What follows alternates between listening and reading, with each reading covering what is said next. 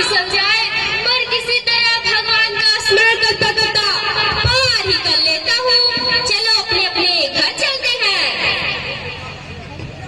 और मास्टर साहब ईमानदारी की वही कुल्हाड़ी वाली कहानी जो चिर परिचित है, अपने बच्चों को सुनाते हैं कि ईमानदारी का फल मिलता है, चांदी और सोने की कुल्हाड़ी भी भेंट होती है। और अब अपने घर की तरफ निकल पड़ते हैं। हाथ में उनके डंडा भी है, इसी से वो बच्चों की पिटाई भी करते हैं।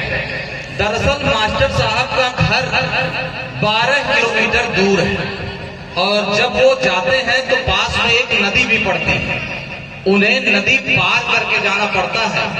शायद इसी कारण मास्टर साहब लेट भी हो जाते हैं।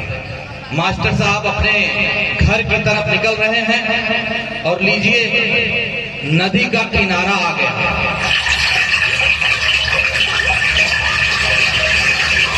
मास्टर साहब नदी पार कर रहे हैं। अरे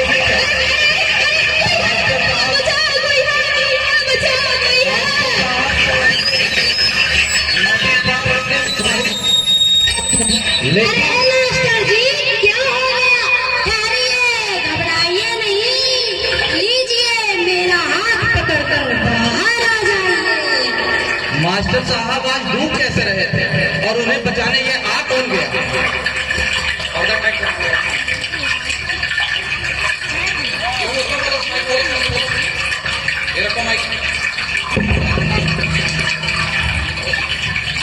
अरे अरे धन्यवाद भैया, आज आप नहीं आए होते तो मेरा प्रोग्राम सत्य हो गया होता।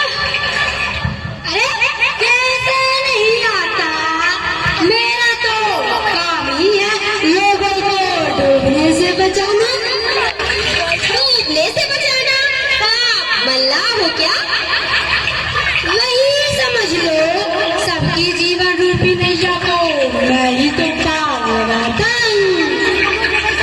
बड़े भले आदमी हो भाई, अपना नाम तो बताओ और बता भी, जरा मैं अपनी डायरी में नोट तो कर लूं। अरे अरे मेरी कलम कहाँ गई? कहीं नदी में तो नहीं गिर गई?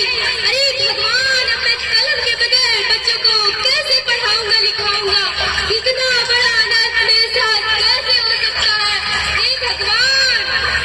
अरे छोड़िए भी मास्टर जी, एक कलम ही तो बची है, दूसरा लीजिएगा।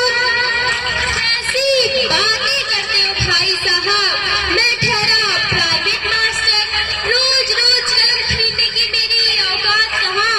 हे भगवान, अब मैं क्या करूं? अरे ना ये मास्टर जी, ठहरिए, मैं आपकी कलम ढूंढने का प्रयत्न करता हूँ। और मास्टर साहब की कलम ढूंढने देर दूर नदी में जाते हैं। मास्टर साहब की वही 5 रुपए वाली कलम उन्हें बहुत प्यारी है और आज जब वो नदी पार कर रहे थे तो उनका पैर फिसलता है, उसकी कलम उस नदी में गिर पड़ती है। आखिर क्या देवदूत कलम ढूंढ पाएंगे? मास्टर साहब देवदूत से अनुरोध करते हैं कि वो उनकी कलम लेके आए और देवदूत ये रही आपकी कलम।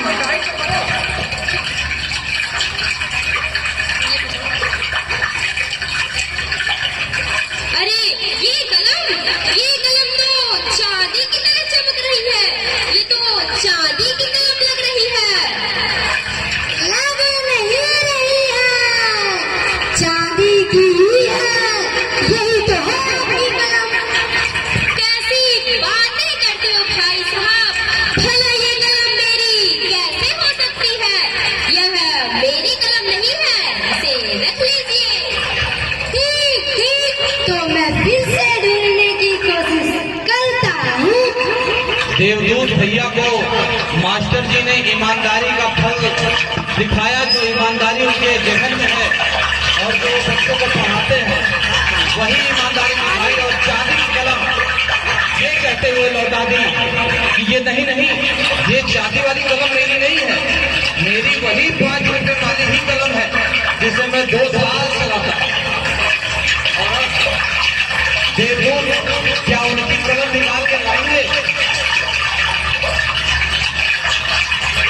लीजिए, अब देवदूत क्या लेके आ रहे हैं?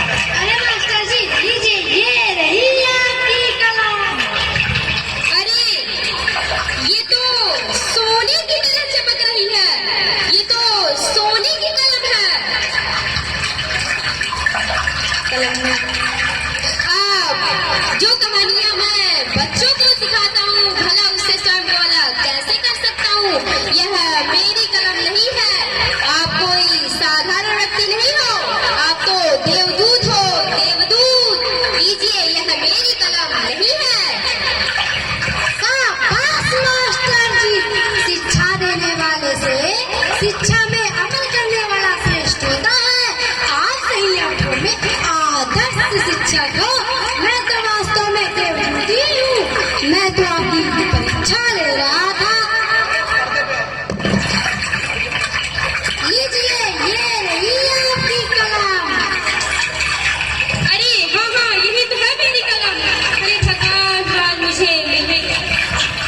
और ये सोने और चांदी की कलम भी उपहार में देता हूँ। धन्यवाद देवदूत भैया, धन्यवाद।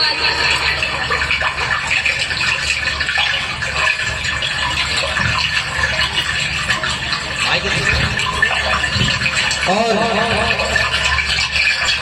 देवदूत